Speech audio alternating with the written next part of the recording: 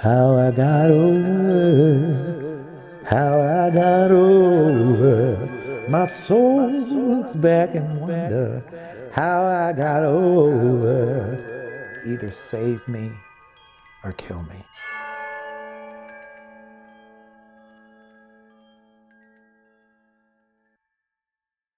I love Halloween and I love dressing up. Yeah. And when I dress up, it's almost as if it's permission to just abandon all formality and just kind of do whatever you want to Yeah. do.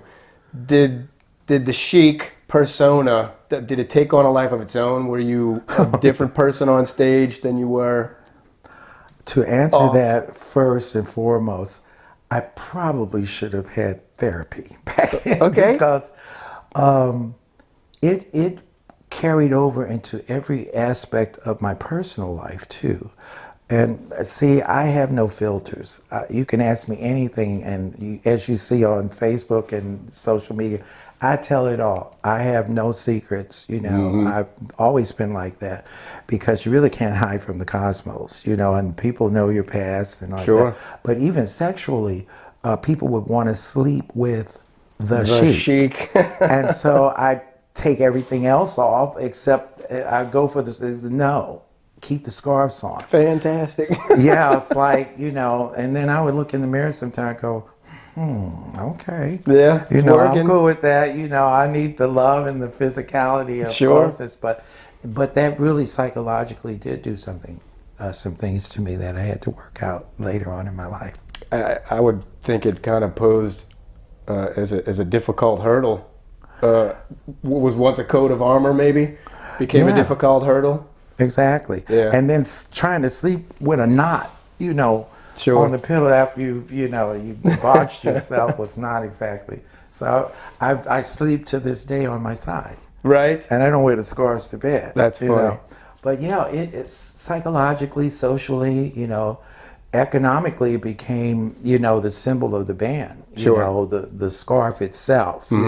When you saw, any kind of advertisement that said the Sheiks, everybody thought about the guy with the scarves, Sure. stuff like that. And so I loved it, I hated it, and I loved it. And that's something I wanted to ask you. At some point, did you enter a space where the lifestyle it didn't suit you as well?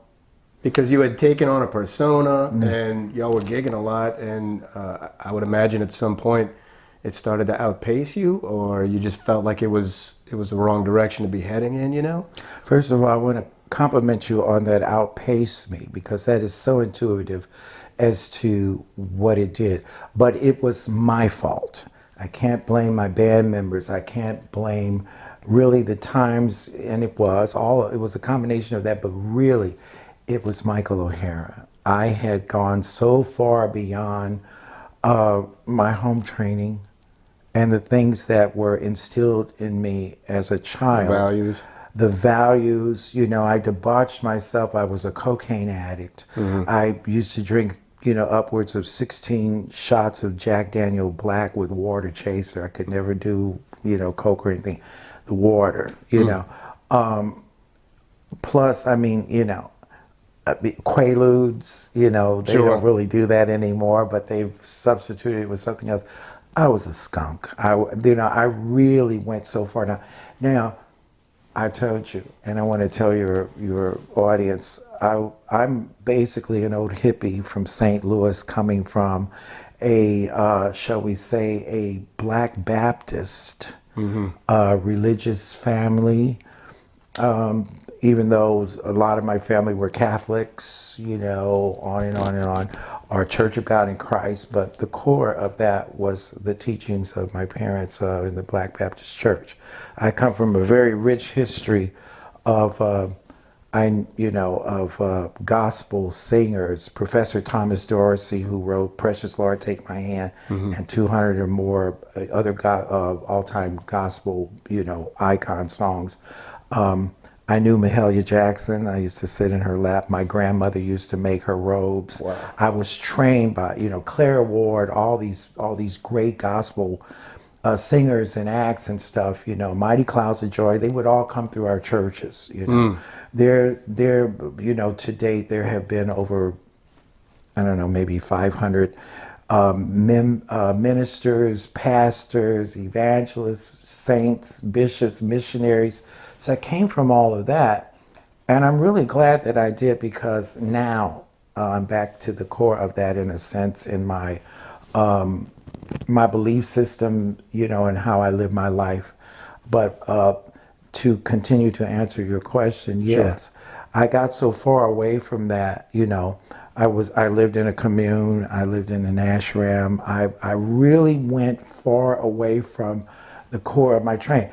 That's not a bad thing, except when you put in the alcohol and the drugs. Right. I've been on a quest all my life to learn more about who Michael O'Hara is, more about the world and the different. I've read the Akashic records. Of course, I know the Bible.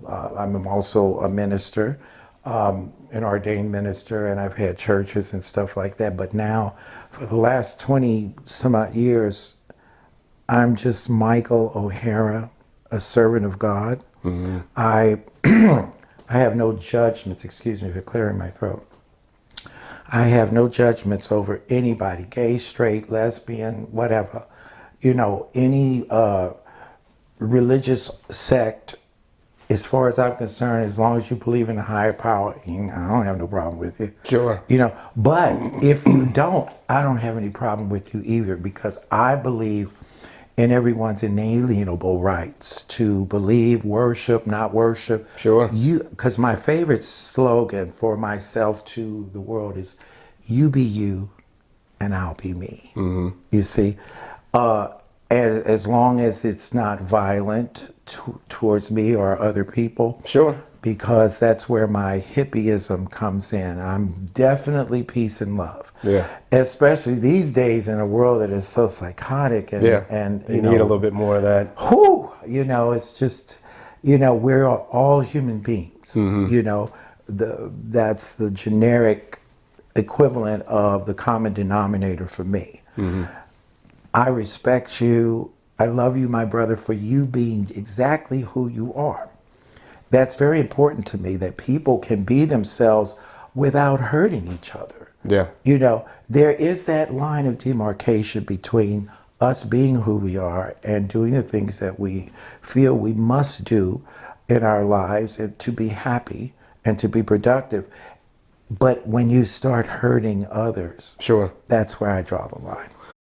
I'm gonna love you like nobody's loved you. Come rain or come shine.